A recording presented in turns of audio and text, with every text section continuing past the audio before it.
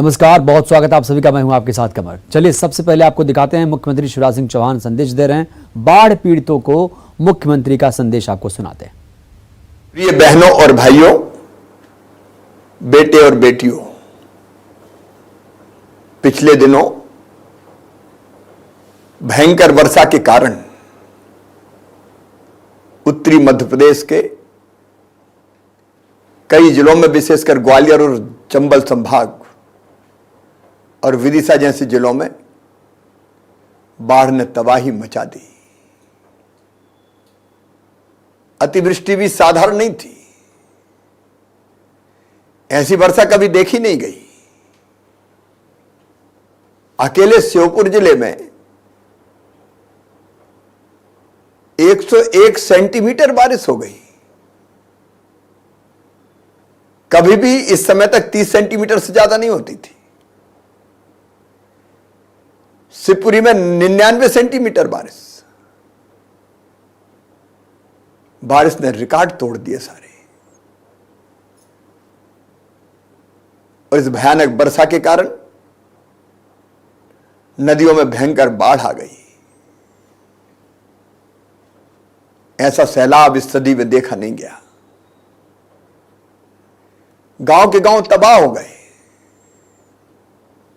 मकान डूब गए, पशु बह गए, लोग बाढ़ में फंस गए। पानी जब नीचे उतरा कई जगह तो हजारों मकान मलबे के ढेर में तब्दील हो गए। गृहस्थी उजड़ गई, फसलों को नुकसान पहुंचा, पशु बह गए, अधोसंरचना ध्वस्त हो गई,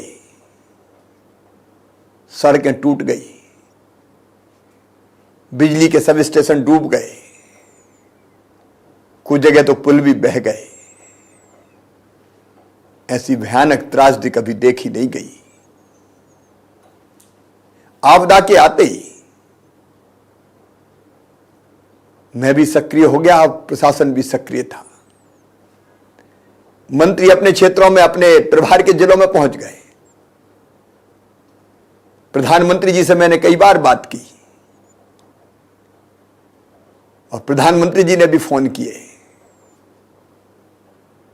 हमारे आग्रह पर तत्काल एयरफोर्स के हेलीकॉप्टर भेज दिए गए। एयरफोर्स के 6 हेलीकॉप्टर, बीएसएफ के जवान, सेना के जवान, आर्मी के कॉलम भेज दिए गए। एनडीआरएफ की टीम भेज दी गई। अपनी एसडीआरएफ की टीम ने भी खूब काम किया। पुलिस प्रशासन, निचले स्तर तक के कर्मचारी, कई नौजवान समाज सेवी बचाव के काम में लग गए। मेरे बहनों और भाइयों, मैं भी दिन और रात बचाव कार्य की मॉनिटरिंग करता रहा। मैंने बाढ़ग्रस्त इलाकों की हालत भी जाके देखी। नुकसान बहुत हो गया, लेकिन एक बात की राहत है कि हम लोगों की जिंदगी बचाने में सफल हो गए। 8,900 लोग जो अलग अलग जगह फंस गए थे बाढ़ के पानी में, कोई टापू पर बैठा था, कोई घरों की छत पर बैठा था, कोई मंदिरों के ऊपर था, कोई पेड़ों पर था, लेकिन एयरफोर्स के हेलीकॉप्टर ने, सेना के जवानों ने, एसडीआरएफ के जवानों ने, हमारी पुलिस ने इन लोगों का रेस्क्यू किया और बीच पानी में, डूबते हुए पानी से बचाने में सफलता प्राप्त की। 32,900 लोग इस दौरान निकाल के ऊंचे स्थानों पर पहुंचाए गए, राहत शिविरों में रखे गए। हमने जान बचा ली, लेकिन माल नहीं बचा पाए। गृहस्थी उजड़ी, सामान नष्ट हुआ, दुकानों में रखा सामान खराब हो गया,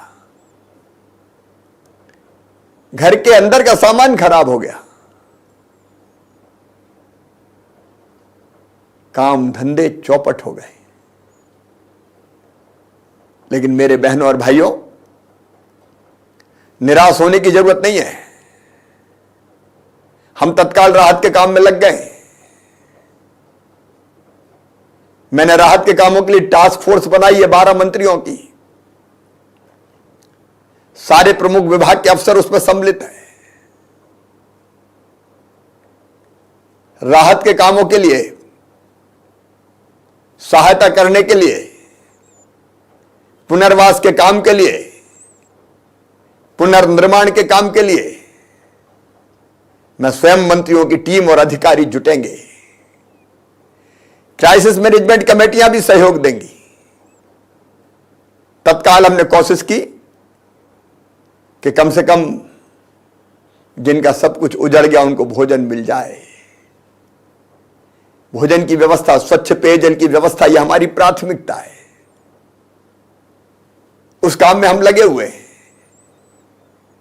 हमने फैसला किया तत्काल प्रत्येक बाढ़ पीड़ित परिवार को जो नियमित राशन मिलता है उसके अतिरिक्त 50 किलो राशन और दे दिया जाए। वो भी आप तक पहुंचा रहे हैं। जहां संभव होगा वहां उसका आटा पिसवा के भेजने की हम कोशिश करेंगे, ताकि तात्कालिक रूप से भोजन की व्यवस्था हो सके। 6,000 रुपए तत्काल राहत के रूप में जिनके घर पूरी तरह से नष्ट हो गए उनके लिए, ताकि वो चाहें तो किसी किराए के कमरे में भी कुछ दिन रह सकें जब तक मकान की व्यवस्था नहीं होती, और चाहें तो तिरपाल इत्यादि की व्यवस्था कर सकें। इसके साथ ही जिनके घरों में रखा सामान नष्ट हो गया है, सर्वे करके उसके लिए भी राहत की राशि आरबीसी 6-4 के अंतर्गत देंगे। मेरे भाई बहनों, जिनके मकान ढह गए, पूर्णतः नष्ट हो गए, निराश मत होना। उनके मकान बनवाने के लिए राशि दी जाएगी। प्रधानमंत्री आवास योजना की तर्ज पर लगभग उतने ही रुपए की राशि हम देने की व्यवस्था कर रहे हैं, ताकि आपका घर फिर से खड़ा हो सके।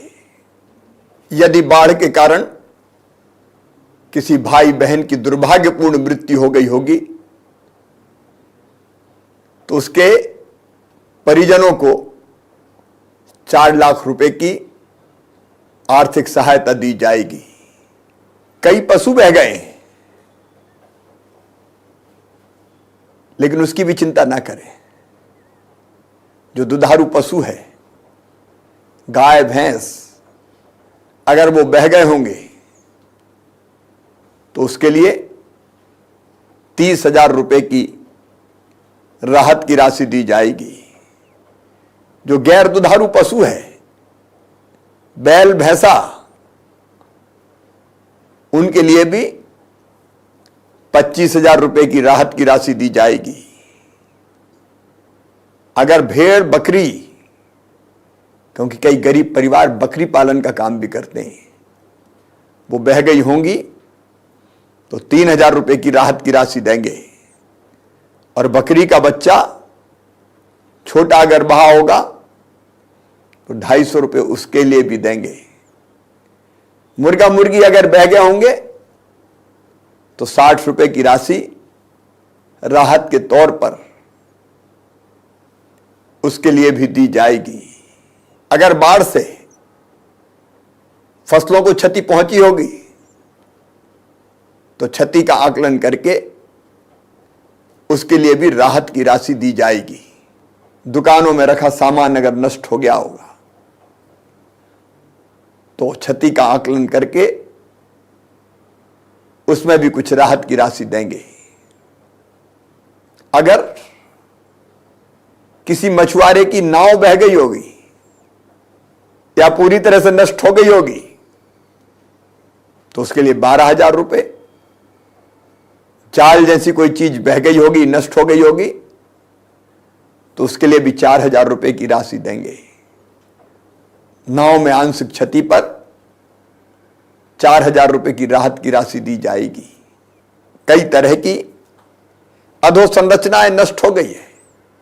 अभी हमारी प्राथमिकता है युद्ध स्तर पर हम बिजली की व्यवस्था को बहाल करें, क्योंकि कई स्टेशन, सब स्टेशन डूब गए, खंबे टेढ़े हो गए, ट्रांसफार्मर खत्म हो गए। जहां पानी है अभी दिक्कत है, क्योंकि कई जगह पानी भरा हुआ है, वहां पानी उतरने का इंतजार करना पड़ेगा, क्योंकि भरे पानी में हम बिजली चालू नहीं कर सकते। लेकिन बाकी जगह बिजली की व्यवस्था या तो बहाल कर दी गई है या उस पर हम तेजी से काम कर रहे हैं। सड़कों की अस्थायी मरम्मत हो जाए, उसके प्रयास में हम लग गए।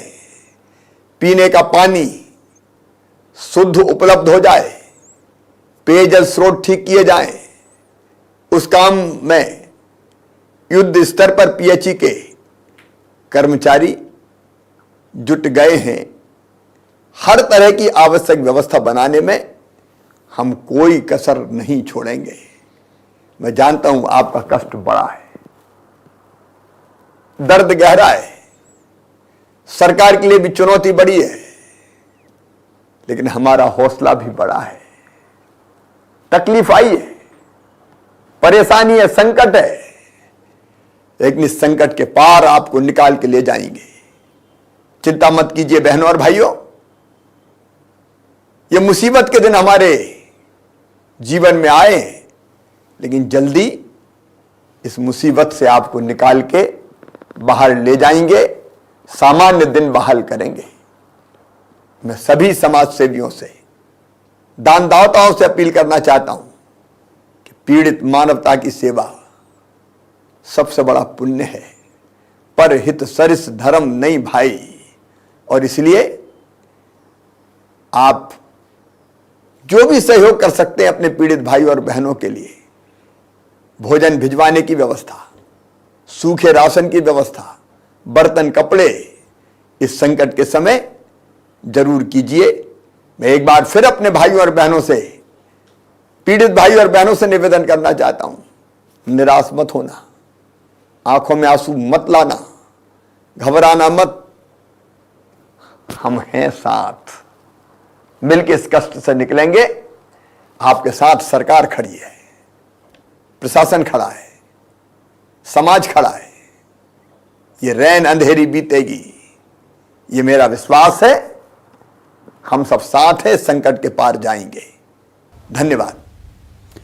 तो हमें उम्मीद है कि मुख्यमंत्री का ये संदेश उन पीड़ितों को जरूर हौसला देगा। वक्त एक ब्रेक का।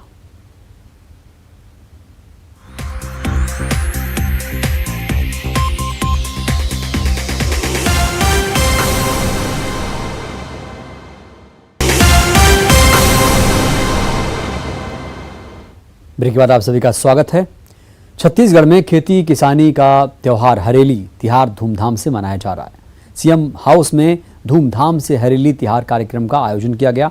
इस दौरान सीएम भूपेश बघेल ने पारंपरिक तरीके से पूजा अर्चना की। आप तस्वीरें देख सकते हैं। सीएम हाउस में आयोजित कार्यक्रम में सीएम भूपेश बघेल ने नंदी पूजा की, तुलसी पूजा की, कृषि औजारों की भी पूजा की गई। गिड़ी नृत्य और राउत नाचा का भी आनंद उठाया। इस दौरान सीएम मंत्रियों के साथ झूला भी झूल रहे थे। हरेली तिहार पर किसान गाय, बैल और कृषि उपकरणों की पूजा करते हैं और भगवान से अच्छी फसल और खुशहाली की कामना करते हैं। पूड़ी, पुआ, चौसेला, मीठे का भोग भी लगाते हैं और भगवान से अच्छे फसल और खुशहाली की कामना की जाती है। हरेली तिहार में बच्चे बड़े सभी उत्साह में रहते हैं। बच्चे बांस की बनी हुई गेड़ी पर चलते हैं। हरेली तिहार पर गौठानों में पारंपरिक कार्यक्रम का आयोजन किया जाएगा।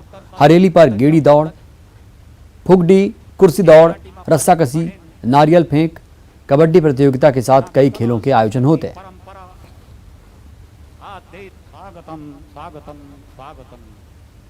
जब आए हुए संगी संगवारी मला छत्तीसगढ़ का इस साल का पहला त्योहार कृषि कार्य में जितने भी औजार उपकरण लगते हैं उसकी पूजा की जाती है। हमारे जो पशुधन है, गाय है, बैल है, उसकी पूजा की जाती है और विभिन्न प्रकार के खेल हमारे बच्चे आयोजित करते हैं गौठानों में, मैदानों में, और विभिन्न प्रकार के पकवान, छत्तीसगढ़ी पकवान बनाए जाते हैं। और कृषि कार्य संपन्न होने के बाद जो थकान रहती है वो खेल कूद के माध्यम से, मेल जोल के माध्यम से दूर भी करने का है। और ये पहला त्यौहार है हमारे छत्तीसगढ़ का, पर्यावरण के दृष्टिकोण से भी बहुत महत्वपूर्ण है। पर्यावरण के दृष्टिकोण से भी जागरूकता फैलाने के लिए इस त्यौहार को मनाया जाता है। तो बहुत किसान मन के और हरेली तिहार हमार सबसे पहली तिहार माने जाते और सौभाग्य हमार छत्तीसगढ़िया मुख्यमंत्री माननीय भूपेश बघेल जी सरकार बनाए है 3 दिन ले। हरेली के तिहार से किसान मन के खुशहाली शुरू होते और बहुत परंपरागत ढंग से ये तिहार मनाए के कार्यक्रम मुख्यमंत्री निवास से शुरू करथन और गांव-गांव में खुशी के इजहार करे बर ये तिहार मनाए जाते। का प्रथम त्यौहार हरेली त्यौहार की सभी प्रदेशवासियों को बहुत बहुत बधाई, शुभकामनाएं देता हूं। हरेली का त्यौहार सभी छत्तीसगढ़ वासियों के जीवन में धन धान्य से परिपूर्ण। तो हरेली तिहार प्रदेश भर में धूमधाम से मनाया गया। अब आपको मुंगेली, धमतरी, जांजगीर चांपा और कवर्धा की तस्वीरें दिखा रहे हैं। यहाँ पूरे उत्साह के साथ हरेली तिहार मनाया गया, आप देख सकते हैं। भगवान से अच्छे फसल की कामना की गई है। मुंगेली, धमतरी, जांजगीर चांपा, कवर्धा में हरेली तिहार धूमधाम से मनाया गया। और इसी तरह से बिलासपुर, कोरबा, राजनांदगांव, बलौदाबाजार और कोंडा गांव में भी खेती किसानी से जुड़ा हरेली तिहार मनाया गया। कोरबा में राजस्व मंत्री जयसिंह अग्रवाल हरेली तिहार में शामिल हुए और प्रदेश की सुख समृद्धि की कामना की। मंत्री जयसिंह अग्रवाल भी गेड़ी पर चढ़े। इसी तरह राजनांदगांव शहर के नवा गांव गौठान में हरेली महोत्सव का आयोजन किया गया। बलौदाबाजार के गौठानों और कोंडा गांव में बड़े ही धूमधाम से त्यौहार मनाया गया। ग्रामीण क्षेत्रों में किसानों ने परंपरा अनुसार अपने औजारों की पूजा की।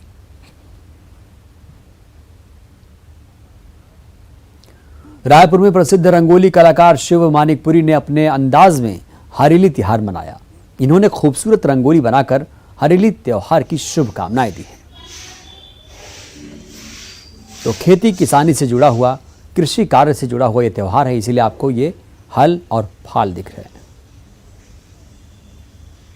सबसे पहले आप सभी प्रदेशवासियों को हरेली त्योहार की बहुत बहुत बधाई। मैं शिवा मानिकपुरी।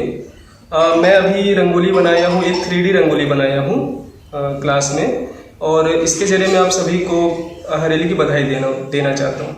आज हरेली तिहार के मौके पर गोधन न्याय योजना के तहत हितग्राहियों को सीएम भूपेश बघेल ने किसानों, पशुपालकों, गौठानों समिति और स्वयं सहायता समूह की महिलाओं के खाते में 7 करोड़ 86 लाख रुपए ट्रांसफर किए। इस मौके पर उन्होंने सभी लोगों को हरेली पर्व की बधाई, शुभकामनाएं दी। सीएम भूपेश बघेल ने कहा कि साल भर पहले आज ही के दिन छत्तीसगढ़ में गोधन न्याय योजना की शुरुआत की गई थी। हमने 2 रुपए किलो में गौठानों में गोबर खरीदी शुरू की। तब से किसी ने सोचा नहीं था कि इस योजना से गांव में इतना बड़ा बदलाव आने वाला है। 1 साल में इस योजना से जो चमत्कार हुए उसे पूरा देश देख रहा है। मुख्यमंत्री ने कहा कि गोधन न्याय योजना से हमारे किसान, पशुपालक, माताओं बहनें को नई ताकत मिली है। उन्हें आमदनी और रोजगार का नया जरिया मिला। गोधन न्याय योजना के अंतर्गत 1 साल में गोबर खरीदी के बदले किसानों, पशुपालकों को 98 करोड़ 8 लाख राशि का भुगतान किया गया। इसके साथ ही मुख्यमंत्री ने गोधन न्याय योजना की कॉफी टेबल बुक का भी विमोचन किया।